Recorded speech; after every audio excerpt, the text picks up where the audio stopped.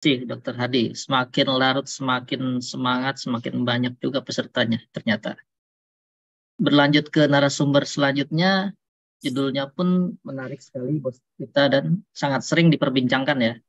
Eh, Pembicara keempat, Prof. Dr. Sukman Tulus Putra, SPA Konsultan, mantan Ketua Divisi Standar Pendidikan KKI periode 2014-2019, mengambil judul STR dokter diperpanjang setiap 5 tahun, kenapa harus? Nah, apakah ini suatu kemajuan atau malah kemunduran yang sangat merugikan ya, Prof ya?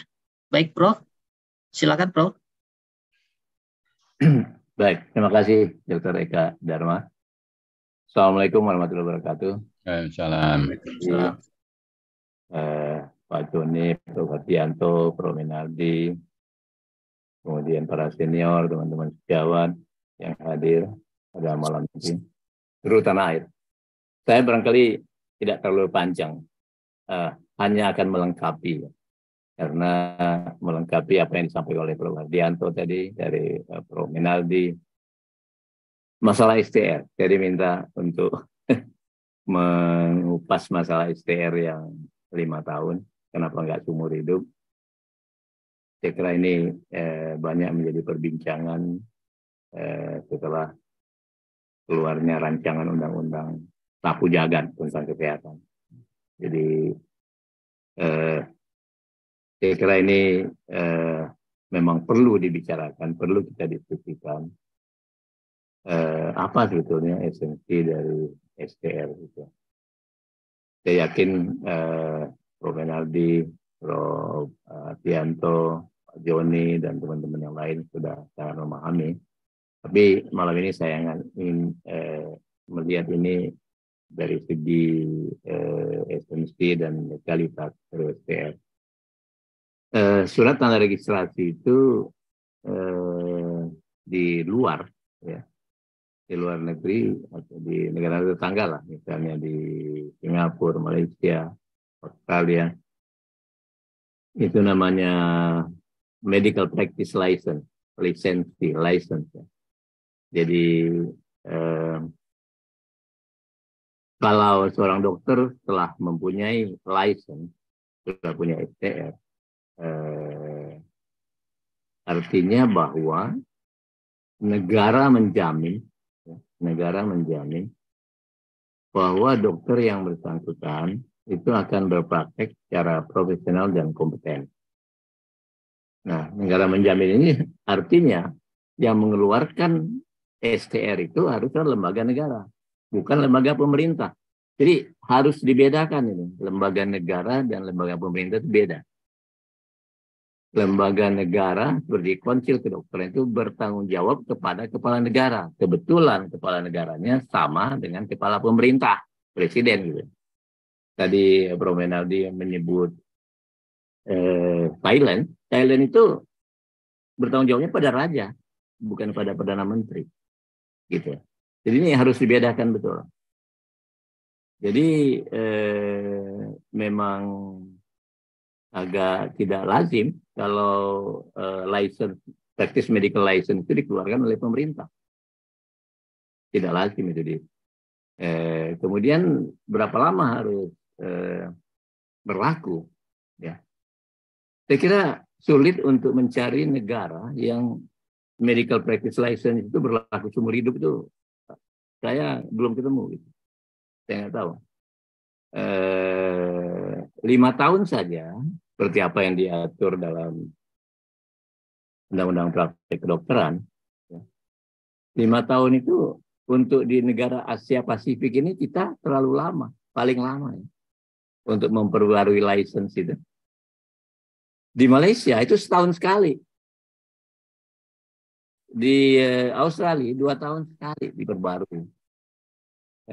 Di Singapura juga setahun, di Filipina 3 tahun. Jadi Indonesia sudah paling lama saya kira. Amerika sendiri 2 tahun. Jadi itu sangat penting karena kalau tidak diperbarui berlaku seumur hidup, itu tidak ada jaminan bahwa dokter tersebut mempunyai kompetensi yang sama atau tetap seperti dia baru-baru lulus sebagai dokter. Karena itu beberapa hari yang lalu saya menelpon teman saya di Malaysia. Apa syaratnya? Gitu. Ya mesti ada CPD point. CPD point itu kalau kita SKP itu sama kan. Tentu tiap negara beda dia berapa besarannya lain. Di Amerika AMA yang mengatur. Ya.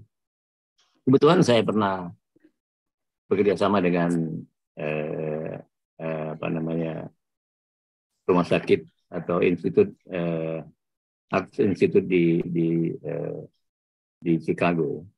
Ya, sama dalam melaksanakan simposium seminar internasional udah lama sekali beberapa tahun yang lalu di Bali, dan kita meminta SKP atau AMA kredit dari Amerika, dan di sana mereka juga cukup ketat, tidak langsung memberikan, karena sebelum mendapat kredit dari AMA itu, SKP dari sana itu, dia harus lihat dulu ini simposium ini tujuannya apa, audiensnya siapa, kemudian topiknya apa saja. Setelah kita kirim pertama kali, dikembalikan karena menurut mereka topik-topik ini terlalu teknis dan sulit diaplikasikan pada dokter-dokter yang bekerja di lapangan. Nah, artinya begini, artinya bahwa SKP itu sangat penting untuk menjamin bahwa seorang dokter itu dapat terus berpraktik secara kompeten dan profesional. Dan ini perlu di-maintain, setiap periode. Nah, organisasi profesi di dalam undang-undang praktik kedokteran itu saya pernah juga merasa bangga karena teman-teman di Australia itu mengapresiasi sekali bahwa negara ini mengakui organisasi profesi yang namanya Indonesian Medical Association, ada di dalam undang-undang. Memang tidak banyak negara yang tapi Medical Act seperti tadi yang dikatakan oleh Prof. Menaldi itu Medical Practice Law itu selalu ada. Jadi 5 tahun itu sekali lagi itu sangat singkat, sangat terlalu lama, sudah terlalu lama. Apalagi mau seumur hidup. Ini saya kira Prof. Menaldi, kalau demikian nanti Indonesia bisa dikeluarkan itu pensiunnya dari IAMRA. Apalagi waktu itu kita lihat konsep kedokteran akan dialihkan di bawah Kementerian Kesehatan, tidak independen lagi, dan itu pasti tidak akan diterima lagi dari International Medical Regulatory Authority, PMRA. Jadi authority untuk mengatur profesi itu bukan pada pemerintah. Ini harus dipahami betul ya. Saya kira kita harus memahami betul. Profesi itu diatur oleh profesinya. Yang membuat standarnya ya profesi, bukan pemerintah. Ini yang harus kita pahami. Ini yang terlihat dalam rancangan undang-undang Omnibus Law kesehatan ini. Tadi yang disebut Pak Joni memberangus eksistensi dari organisasi profesi. Ya jelas ada beberapa pasal. Jadi kita berharap tidak seumur hidup. Nah, sayangnya memang ada beberapa teman-teman kita yang setuju. Surat registrasi itu hanya registrasi aja, ya udah. Dia terregister sebagai dokter, telah menunjukkan ijazah, telah menunjukkan sertifikat kompetensi pada awal dia lulus, ya diregister aja, selesai. Nggak usah diregister lagi lah 5 tahun. Ya. Kalau hanya untuk mencatat begitu, ya nggak usah dikonsil atau nggak usah di pemerintah, di Kementerian Kesehatan. registrasi di kelurahan atau di kecamatan gitu. Dokter, saya tinggal di RT ini saya dokter gitu. Udah register. Iya kan? Sederhana sekali. Tapi bukan itu maksudnya. Registrasi ini, surat tanda registrasi itu untuk menjamin bahwa negara menjamin seorang dokter itu harus berpraktek secara profesional dan kompeten. Satu lagi yang ingin saya sampaikan barangkali ini terkait juga dengan standar pendidikan. Barangkali belum, mungkin saya kira Prof. Endardi atau Prof. Hadian sudah tahu bahwa core kompetensi dokter ya dalam standar kompetensi dokter di Asia, Southeast Asia, WHO region itu. Yang menyusun itu Indonesia. Jadi dipakai di beberapa negara di Asia. Jadi saya kira ini dimulai pada awal periodenya Prof. Endardi waktu itu FKI 2, kemudian diteruskan pada periode kami FKI 3.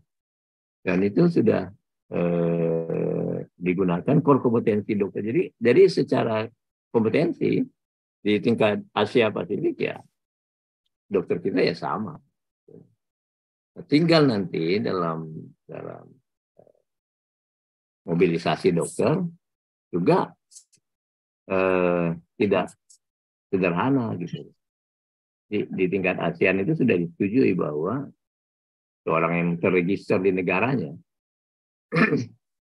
itu boleh bekerja di negara lain dengan catatan bahwa harus tunduk pada domestic regulation, regulasi negara masing-masing.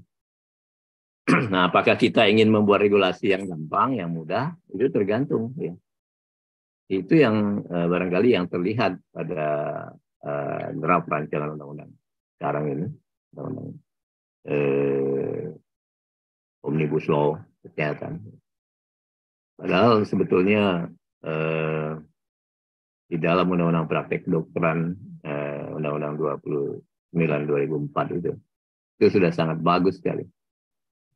Perlindungan masyarakat, perlindungan pasien, kemudian menjamin kompetensi dari dokter dan sebagainya. Sehingga kita tidak berharap rancangan undang-undang ini menyetujui ya, RUU yang sedang dibahas di panja DPR dan pemerintah. Itu jangan seumur hidup. Kita akan diketawakan oleh dunia. License dokter Indonesia seumur hidup. Saya kira tidak layak gitu. Akan menjadi satu anomali. Ya. Kalau surat izin atau license. Nah, di luar memang mereka tidak ada lagi SIP ya, dengan satu tempat praktek saja ya hanya memberikan license. Itu tergantung regulasi negara masing-masing. Baru kita perlu diperbolehkan 3 tempat praktek, karena itu perlu 3 surat izin praktek, tapi SPR-nya tetap 1. Karena memang di tempat kita ya masih kurang tenaga dokter spesialis dan sebagainya. Jadi simpulannya bahwa surat izin STR seumur hidup itu anomali betulnya, dan kita harapkan tidak terjadi.